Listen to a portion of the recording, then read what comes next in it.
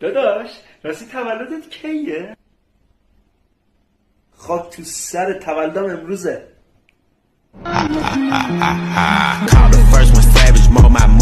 چه سالی؟ هر سال. یعنی هر سال متولد میشه آره؟ متولد نمیشم، طلوع میکنم. طلوع. غروب هم میکنی؟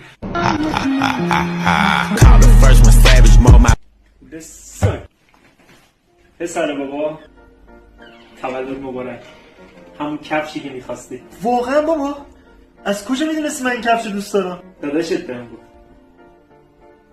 مرسی بازش کن. بابا ممنونم ازت.